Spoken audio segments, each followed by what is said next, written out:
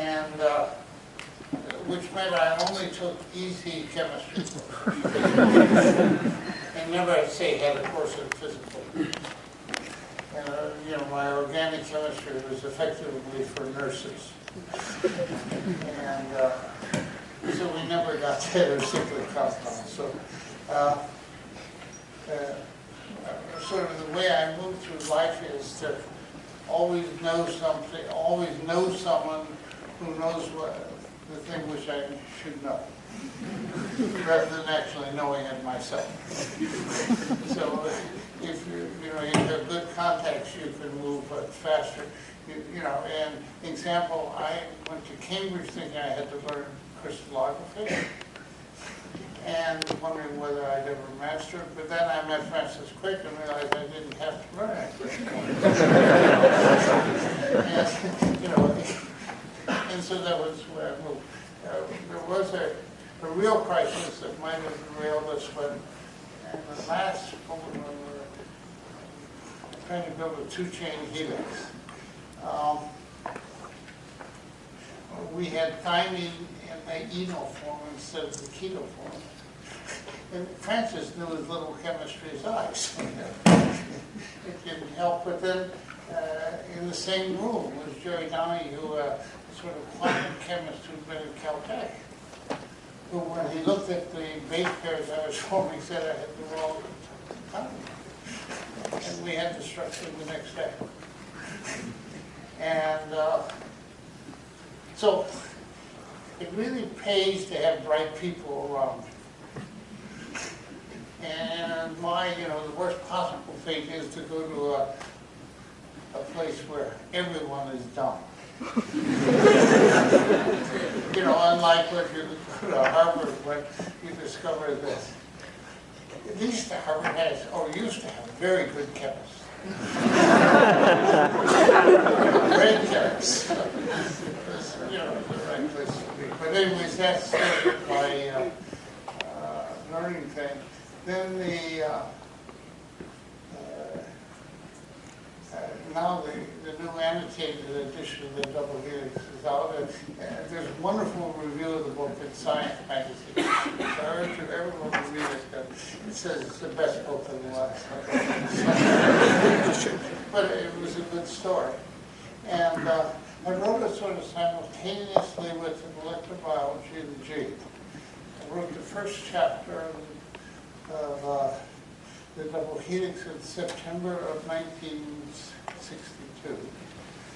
And I wrote the first chapters of, an early chapter in 1963. And they arose out of lecture notes I gave some lectures to introductory students at the University of Chicago. I made the decision never to take a lecture because I didn't know how you could listen to a lecture and try and understand it at the same time take notes. So when I was teaching this sort of Bio 2 at Harvard, I passed out lecture notes. It didn't have any effect. Everyone still wrote the notes down, but I did, try and make the points clear, put the conclusion on the top of the paragraph.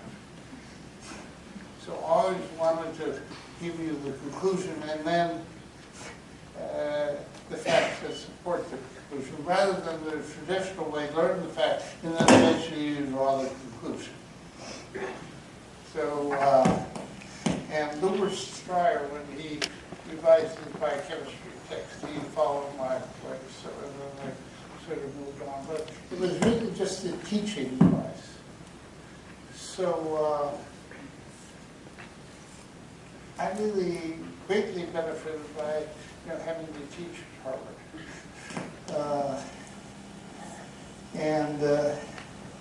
Well, one, it made you think of things that you didn't know about.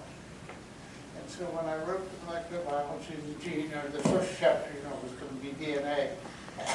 But then I thought that's not the way to start it. You should give some history of genetics and then go up to it. And then after I wrote that, I discovered, there is biochemistry, and how we give a little history of biochemistry. So that was the first time I learned any biochemistry. I don't think I had a mistake in it. And then I realized that the people who read the book didn't know anything about hydrogen bonds, so I had to have one. And then I had to have one, group transfers and things for Lippmann was very, talked about. So there were 5 chapters which were sort of what I thought, a physicist would need if they wanted to read my textbook. So that was the way it was. Now I find, I don't know why, people seem, when they give talks, don't give enough 10 minutes history to why, who was the first person to work down there and what you think. They just want to talk about their own work. Whereas, it's a, that was probably a good talk, but it's in neuroscience. It was so, this guy had no culture. He just put anything in the context of what anyone else had done. So I think it, because your audience, doesn't really know the field. Try and think about making your talk understandable to your audience. And very few people do it. I mean, most of the talks that goes from Harvard are terrible. Because they're not professional teachers, they don't think about it. And I just, Okay. So, my interest in incurable cancer came from a decision I had to make, it's not really 5 years ago. Well, I went to an annual physical, which, they say is good, but generally internists don't feel very good unless they find something wrong so that they can send you to a specialist. Okay. So I have been reassured by having a very low PSA, and he said there's a little bump in your prostate, maybe you should see a urologist. So I went to see the local urologist, and he talked the bump, and he saw my PSA, and he said, you're 80 years old, don't do anything. Then I made a terrible mistake, because, I know people, one of my friends, was treated for prostate cancer, his lung cancer, so I went in and had them look at it, okay? Well, they look at more places. So my biopsy, cost $22,000. And they looked at enough places so they saw a few disorganized cells. And so I had grade 3 prostate cancer. And then I was shown that for $55,000 they could radiate it. And, there would be some side symptoms. Or, for even more, I don't know what Peter Scardino charges to take out your prostate. I'd be surprised you could get out of the place for less than $100,000. And so I decided no. Because, I knew enough that the chance of my having prostate cancer was maybe 1 in 25. Okay. But what happens if I'm the 1 in 25 destined to get it? And that, so I thought, that's incurable cancer. Okay, the one that just, and so then I came to the realization that almost no one is thinking about what incurable cancer is. What really is, why is a cancer incurable? I think we know now, but we certainly didn't know then. And so I went to my first meeting on it was in Madrid, it was a nice meeting on, the biochemistry of cancer. And, the closest I ever got to the biochemistry of cancer was in 1962 when I met Dana-Farber. And, never really understood what he did. Because I had a rule, I'm never going to understand anything about electron transfer. It was just too much. And it wasn't going to play any role in genetics, so just avoid. But Farber was really impressive. I remember that. He was the great Farber. And So then,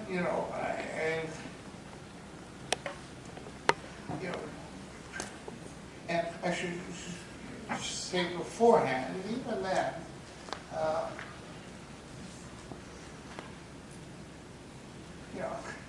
didn't like chemotherapy.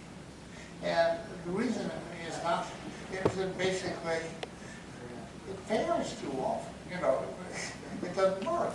Or it works for a year, and, it really kills the cells, and we come back and you're dead. And so that's why I really was initially very, became friends with Judith Holtman and just hoped that, that by cutting off the blood supply, you could kill cancer without chemotherapy. Turned out just absolutely wrong, but, it sounded good. And so really stayed away from the cancer world, which, I didn't regard it as a failure. In the sense that not much progress in 40 years in dealing with incurable cancer.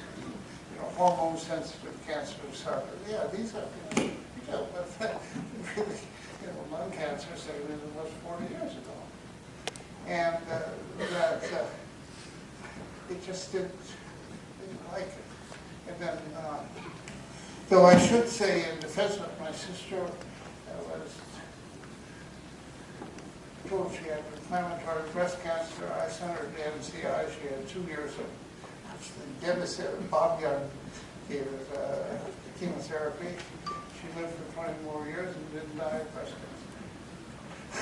Now, whether, the initial diagnosis was right or wrong, so, I'm not saying chemotherapy doesn't work, but my feeling is that I wish we had something better. But I guess that's putting it this way. So, and then, I kept, discovering new things that work me, such as, IL-6. But IL-6 probably, we got rid of it just so with cancer. So the things that look good were really not that good. And then at this meeting in Madrid, I had first heard of metformin. And so I've been on metformin since then. Not very much. Half gram a day. And I tried to raise the level to a gram a day for me, and that was a total failure. I got sleepy, I had sleep apnea, I never got diarrhea. So I'm back to a half gram a day. But metformin, and Kevin's school, and this is my impression, what Jay is doing is beautiful, but, the breast cancer research to me at Harvard is being done by Kevin's school on metformin. And the reason is that metformin specifically kills stem cells. Why? I don't know. But if you look at this paper, I think that's right, it kills stem cells, right? Nothing else does. And so, how does it work? Okay. So I think that really is something I'll go on to. What kept me going was metformin. The thing I never really followed up was redox. And my whole talk is on redox. So why didn't I read the papers 3 years ago? Why did I always become interested in this past summer? I think the reason I don't know any chemistry. And didn't have anyone next to me at Harvard knows that we don't chemistry. So there was no one that I could talk chemistry to. So that's my excuse for why I didn't give this talk several years ago. But it's a better talk now. Didn't get excited by it. But there were some really very convincing papers out there. Okay, so I'll put that along with I was part of the war on cancer, or, recipient of it. When I went to Costa Rica, I never worried about money. But I did worry about the creation of cancer centers. In particular, there was an awful man named Gerald Murphy here at Roswell Park. And his belief was, just replicate Roswell Park in every state of the Union and the cancer problem will be solved. So I went to MIT when they dedicated their cancer center, and I said, but first, you should bring cancer to the attention of bright people, don't put it with the patients. Which was, my hope was, to get scientists. And it's very hard for an MD to be a scientist. So, but it turned out that almost the MIT center was really the only one that was really for next to scientists. And, but anyways, there's this book there for a while now. Very readable, very nice. And then we, isolated the alpha genes and then the tumor recessive genes came out. And then there was a talk by Rebecca who said we had to do the human genome because when you think of it, what would really be without this gene? We were doing the kinase and we had no idea of the problem. So we did the human genome project, and I thought, no point of thinking about cancer until we finish the human genome project. Anyways, it was finished, and the cost of sequencing has gone up. So now the sort of thought is you should sequence every cancer before you treat it. I hope we don't have to get to that situation. But, it might be right.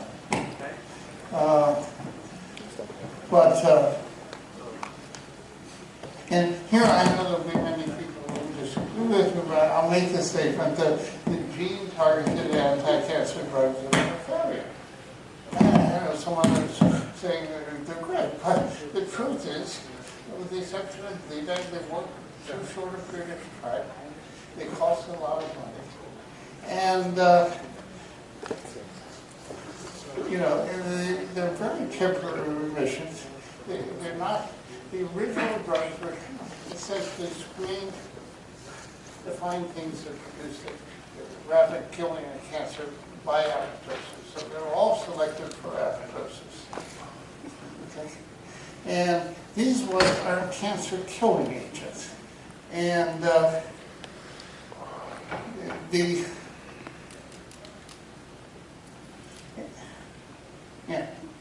so, and the cost is obscene.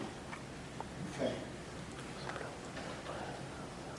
And then if you go to Avastin, the Judo-Focal, there, the big surprise to me is that they only work if you have conventional chemotherapy with it. And that proves to be not only the case for Avastin, but for Judas endostatin, which has been extensively now tested in China.